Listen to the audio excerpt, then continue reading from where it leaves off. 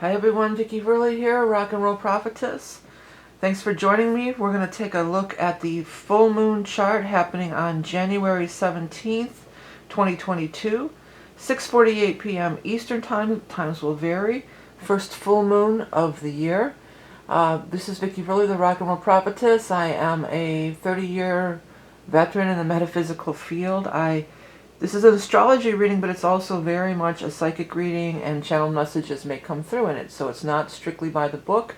If that upsets you, then you might want to find another forecast. But also, if that intrigues you, then stick around, because we'll definitely be getting into more psychic downloads and messages. If you enjoy this content, please do hit the like and subscribe button and let YouTube know that you do enjoy my content.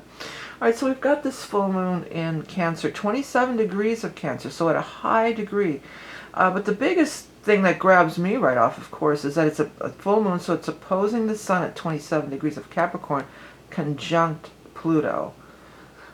So there's been a lot of Pluto action here lately. We've had the Venus conjunct Pluto several times. We've got the Sun conjunct Pluto now.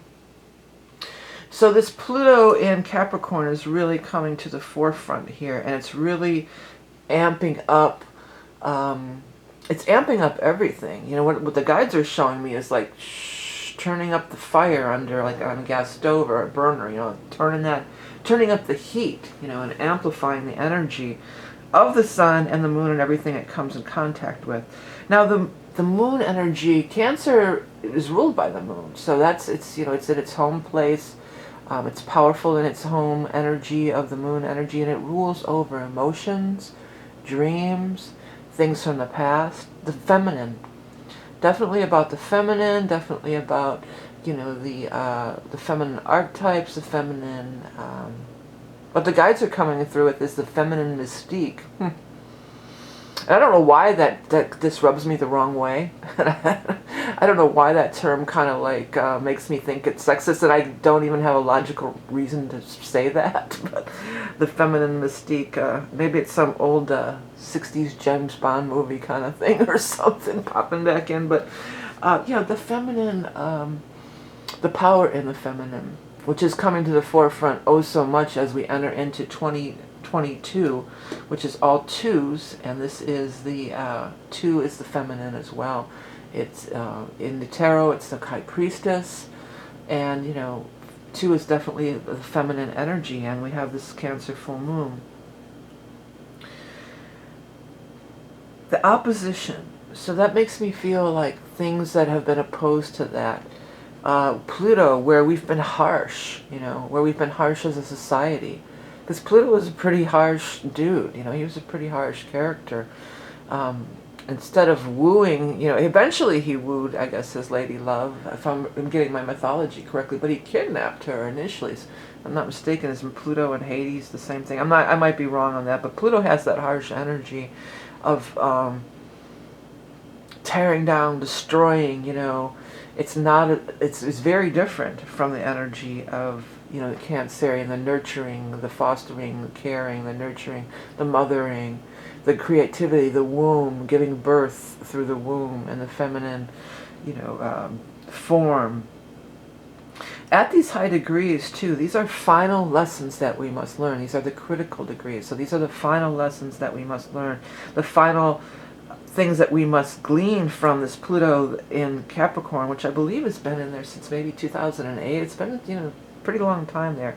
And it'll be in 2023, I believe it's going to be going out. But we're coming down to the tail end of this now. So what have we learned from Pluto in Capricorn? Capricorn is all about, being career. And lately, a lot of people are saying, what? Being successful in the world isn't as important as me, as my personal sanity, as my personal self-love, self-care, my own nurturing. Many people have decided, what, I'm not chasing that almighty dollar anymore. I'm not going to, being the most successful in my career is not the be-all and end-all of everything. We're coming more back into the Cancerian energy, which is the home, the family, the creativity. This is all part of the realm of Cancer. And it's definitely coming out here, and this Pluto is really, giving it a big emphasis at this time. What else is going on? There's a lot of other things going on with this chart. Talking about last breaths of, an energy before it changes signs. We've got the nodes. I think the nodes are actually changing sign. This is the 17th. Yeah, they're changing signs the next day on the 18th. So we're at this precipice. We're at this turning point. We're at this, not a fork. Well, a fork in the road is what the guides want to come through with. We're at this fork in the road. What direction are we going to go? It's a turning point, no doubt about it. What have we learned? South Node in Sagittarius, have we learned our lessons? What have we learned? What have we gathered? What knowledge have we gained? Have we gained any knowledge? Or are we too busy with Gemini, just, the downside of Gemini, don't get upset, just flapping our jaws and saying nothing, talking endlessly and saying nothing? Or have we really done some deep soul searching? Have we really come out of this last 18 months, which is what the nodal transit is, and that's somewhere around in the pandemic kind of a time frame there. What have we gleaned from this? What have we learned? How have we grown? How have we expanded beyond our everyday routines? What can we learn from our past mistakes? How can we move forward? How can we use our words more wisely? How can we think before we speak? How can we realize that our words have power and our words create a reality? What have we realized with that? What have we realized about the things that we say that they hurt people at times, or that they can be hurtful? I saw a really good meme the other day about, it was all, I can't remember it exactly, but it was I Choose Love. But at the beginning of it was talking about how people are just so hateful anymore, and it's becoming more and more acceptable to just be hateful. And these keyboard warriors hiding behind their keyboards and just being spiteful, mean, and hateful, and it's becoming okay. It's becoming acceptable. Everybody's at high tension. There's a lot of tension. That's another downside. Every sign, every placement, every planet has a positive and negative expression. But usually when we're learning lessons, we're more involved with or dealing with some of the lower, expressions of these energies.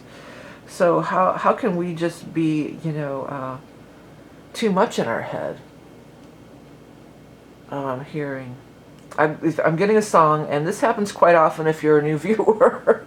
I'm a lifelong musician, and music was my very first form of channeling energy, and to this day it still is. It's probably my strongest muscle as far as tuning into higher source and channeling. So they're coming through with the song of Leaving on a Midnight Train to Georgia is the song that's coming through. So that's odd. It might have relevance for somebody out there, or it could be something out there for the collective. Many times the other lyrics in the song, before I went through all that long explanation, it actually was a different part of the lyric that came through. But if anybody feels like copying and pasting the actual lyrics in the comments, there could be something in there, that in the lyrics themselves, that are of importance or relevance to the reading here. Yeah, so how do we get out of our head? How do we stay cool? Stay grounded, stay cool. Don't go off on a tangent. One that I've been using here lately, I was going to make a video about it, I still might. I've been using, because we talk about neural pathways, because Mercury in the North Node, this is all the realm of the brain, and thinking in the mind, So, there's a lot of neural pathways, Bruce Lipton, Joe Dispenza, these guys have been around for decades now talking about this stuff. And it's powerful, and it's good stuff, it's true.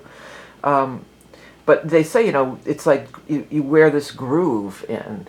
It's these neural pathways that you keep reinforcing, and this groove gets stronger and stronger. So I've been visualizing this. If I catch myself getting in that old groove, spinning my wheels with the mental chatter, the negative self-talk, whatever it might be, I'll visualize, take that old timer, take that needle off, pick up the record, set it aside, and change the record, and I'll visualize that actually doing that in my mind. And that's been a really good one for me. That's been a really good one to help me, stop when I get on that. And I think that we get on that more and more these days for a number of reasons. We get more and more on that because of, you know, it's like a kind of a stressful time. So there's a lot of stress. People are going through a lot of stress. But also because of all the stuff that's coming at us every day, you know. We used to have, in the old days, we'd have the newspaper, and then we'd watch this, whatever, the 6 o'clock news, the 11 o'clock news, and that would be about the extent of it. But now it's just coming at us, coming at us, coming at us. All day long, it just never stops. It's coming at us from so many different directions and so many different angles. And we're so immersed in multitasking and all this sort of stuff. So, you know, we can get on overload. We can get on brain overload here. And I feel like, you know, as of the next day, as the 18th, when those nodes change signs, bringing that Taurus energy in is much, much needed. It's just going to bring things down to earth, ground things out a lot better. It's definitely in more harmony with my chart anyway. You know, I don't have, I'm lacking air in my chart. I have no air in my chart, except for Saturn and Aquarius. That's it.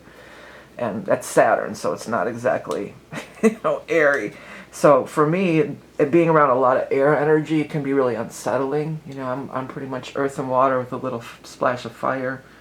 And, you know, a lot of air can be really unsettling for me, and it can really, you know, ruffle my feathers if I'm not careful, or if I let it. So I'm glad that the nodes are going to be changing sign. I can feel like this relief right around the corner as far as that goes. Speaking of Taurus energy, Uranus is still in Taurus, and Uranus is still squaring the Saturn, but it's also trining the Venus in this nice earthy energy. We've got Venus in Capricorn, trining Uranus in Taurus here. For those of you that might have some degrees at this time, at these some of these degrees, like 10, 12, 13, really like maybe, you know, even 8, within a couple degrees of either of these things, like especially if it's on your Venus or any love, this could be unexpected love showing up, unexpected money showing up, finding love in a really strange and unusual, I was going to say strange and unusual way, but the guides are coming through with a strange and unusual package. And they don't mean, they mean package like the whole package, you know, the whole.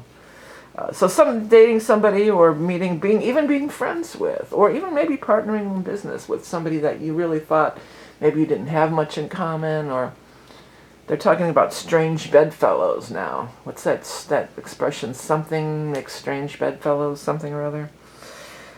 But just, you know, doing things in a different way than you might, and having really surprising and maybe even wonderful results. Usually when a big transit ends, like this 0 here, it gives you a gift when it's going to leave. There's a gift. With it being, you know, Gemini and Sagittarius, the gift might be knowledge. The gift might be, you know, understanding of where you came from. That's another big thing with the Sagittarian energy. You know, so many people want to blame their parents for everything. And what I find is that a lot of times it's people who don't have kids that are in that. So let's blame the parent for everything. Okay, case closed. You're cured. Your parents screwed you up. They were horrible people. You know, bye. Pay me, goodbye. And I think, well, when you get older, but really once you have your own children, you realize, man, parenting is a tough gig. It's a really tough gig. And that your parents are doing the best they could. And each generation does better and better, you know, as we go along. And there's things from the past that have to be healed. And what my guides have told me, particularly about, it was in one of the books my channeled books, which if you're not familiar, they're out. It's the, you can find the links below, but I've written 2. I'm on my 3rd book of just channeled material. But see, in my particular instance, you know, my parents owned a bar, and there was a lot of alcoholics around and things like this. And my idea of karma, because the nodes are very much tied into karma, by the way, my idea of the karma surrounding that was, well, I must have been an alcoholic, so therefore I had to be on the other end, the receiving end of, you know, being in alcoholic situations and blah, blah, blah. And the guide said, you know, well, while that is true, that you probably were an alcoholic, you've worn, I think they said something like you've worn many hats. You know, you play all the roles. That is not necessarily how the karma works. You choose to incarnate into a situation or a life path or a soul mission where you can do the most good, where you think you can do the most good, break long-standing patterns, change the way It's not a tit for a tat. It's not, you abused me, now I abused you. It's not like that from the grander scheme of things. And that's a lot about what the Sagittarius is about, seeing things in the grander scheme of things.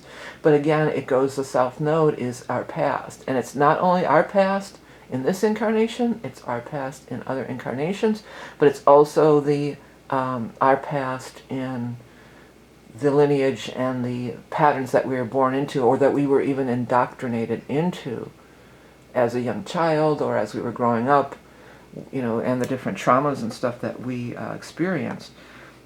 And really, trying to do better, we stand on the shoulders of all those who came before us. Okay. This Uranus-Saturn is still going on. It's like the battle between air and earth, between mind and body. That's what it feels like to me. It's just this ongoing thing.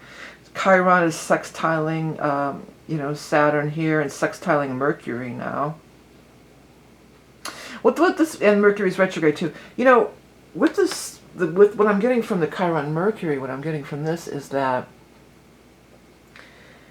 listen to what you say, especially with the Mercury being retrograde. Listen to especially if you say the wrong thing. I'll tell people that all the time when I'm doing readings or anything. If I accidentally, they call a Freudian slip, right? But it doesn't necessarily have to be in that context of a Freudian slip. But if you just say the wrong thing, other than what you were trying to say, listen to what's coming out of your mouth.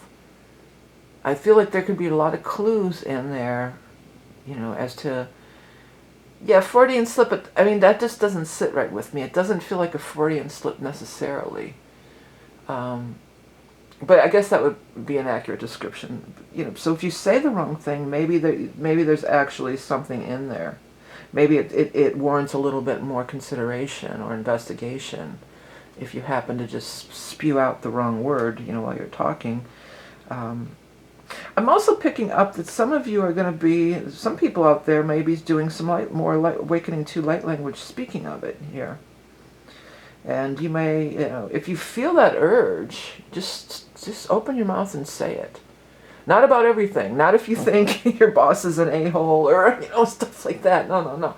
I mean, but if you're just hearing these weird, what seemingly is kind of weird tones, sounds, syllables, just say them. Open your mouth and say it. For those of you who are, maybe healers or readers or, doing consultations of some sort, just say it. If it comes into your mind, just say it, because there's a message there that needs to be heard. Don't filter yourself so much. Don't, curate. You can overthink. I mean, of course you don't want to say something that's going to hurt somebody, but I feel like things are going to be coming out of people's mouths, and they're really profound, but they might stop themselves like, oh, no, I don't want to say that. Don't overthink it. Let it flow. I think many of you may be really surprised as to what is coming out through this. It's making an aspect to that Mars, which is on the galactic center there. Mars on the galactic center. Well, that could be really powerful. I mean, that galactic center is the portal for our galaxy. It's a portal. It's a download point.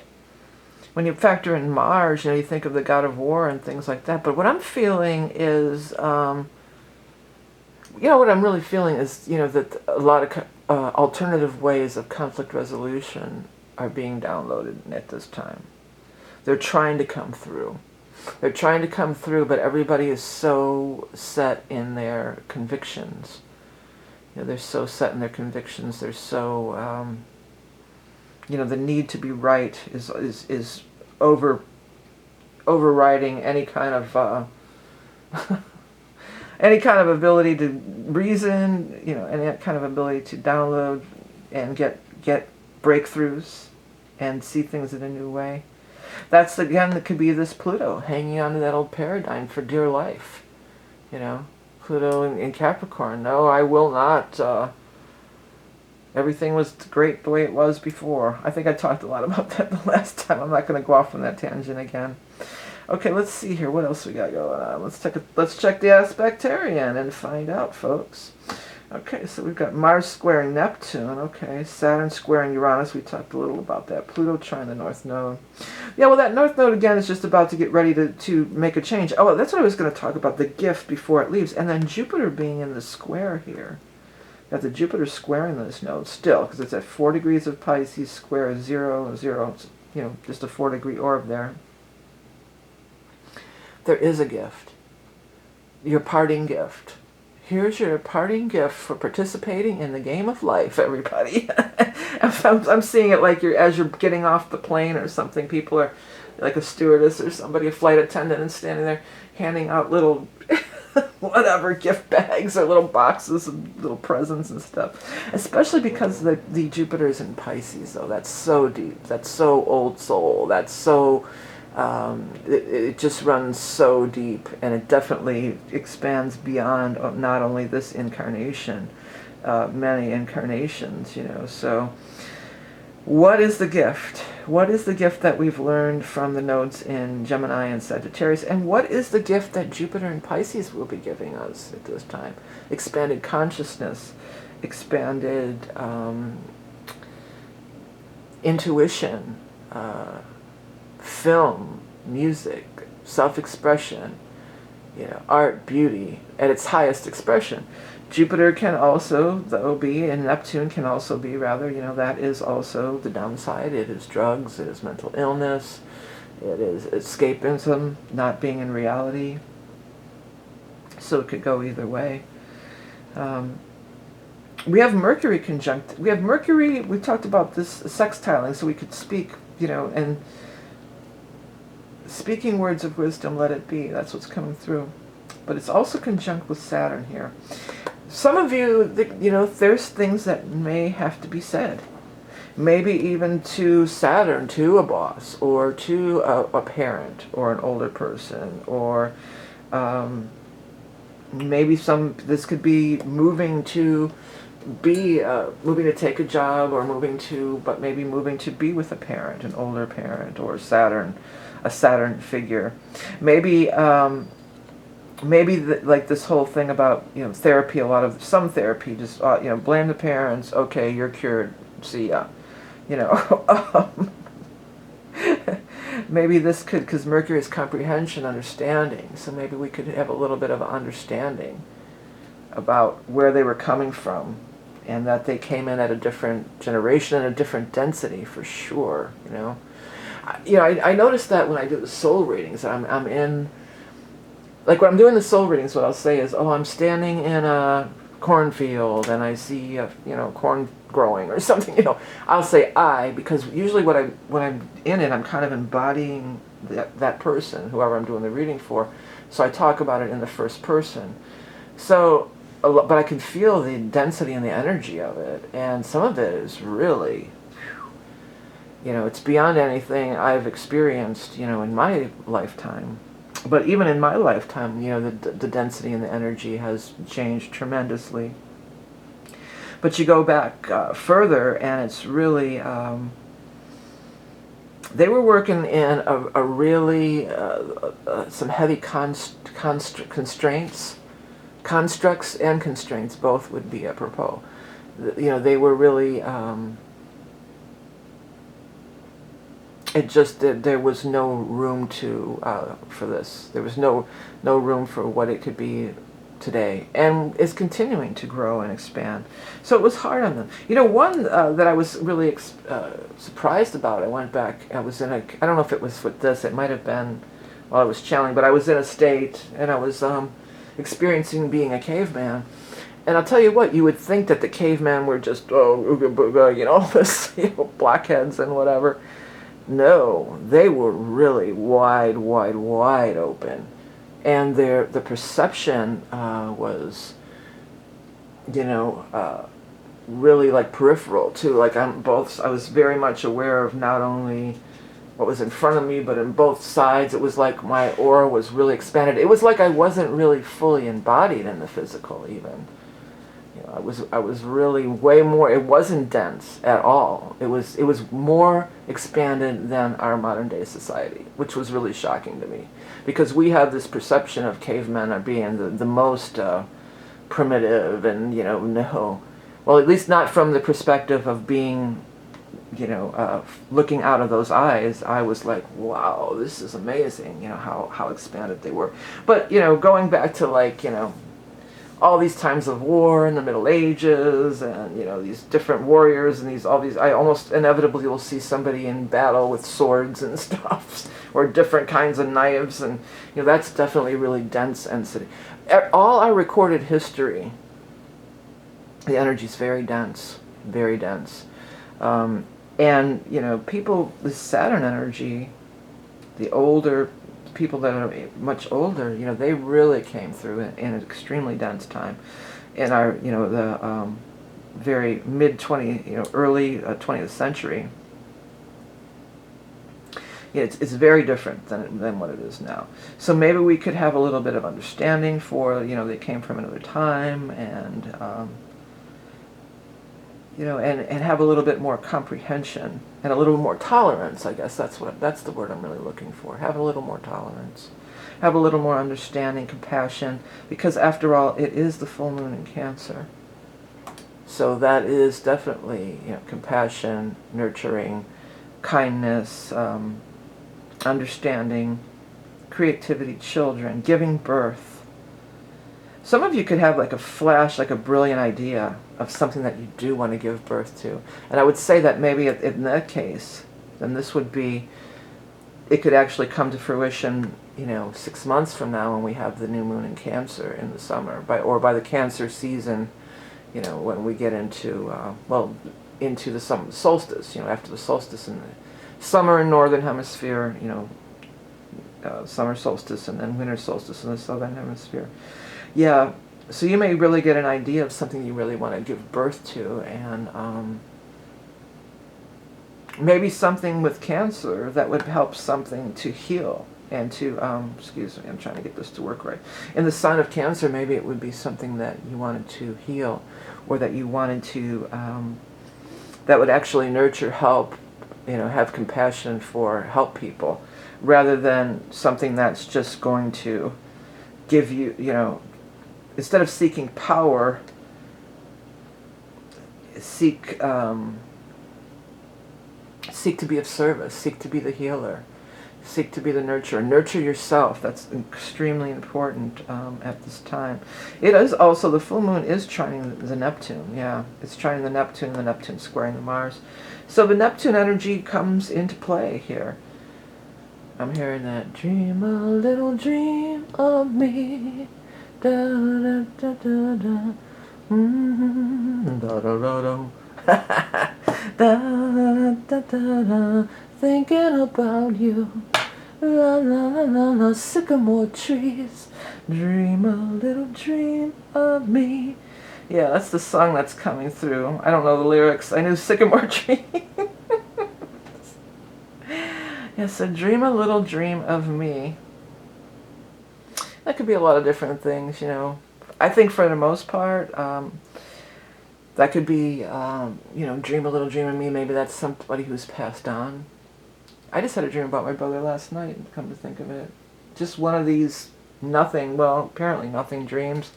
We were getting ready to go somewhere. I couldn't find my shoes, So dreams like that, they don't even make it into my dream journal. It's just like, I think those are just stress dreams.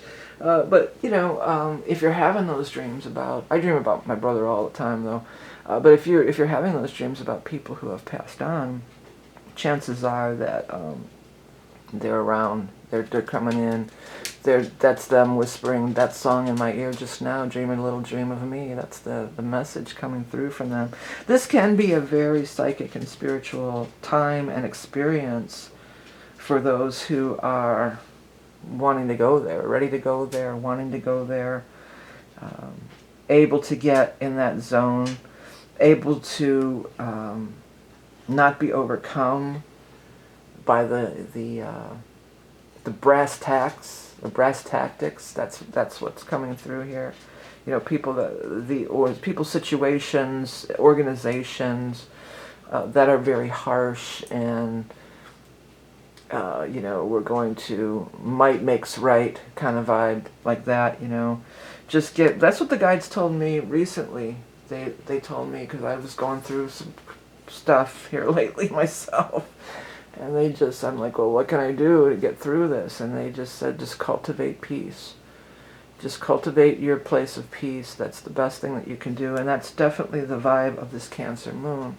Cultivate peace, do the things that bring you peace, that nurture you, and from that you build that aura of peace, expands out, and it becomes impenetrable to any of the other interference. And excuse me one sec, let me get a drink of water.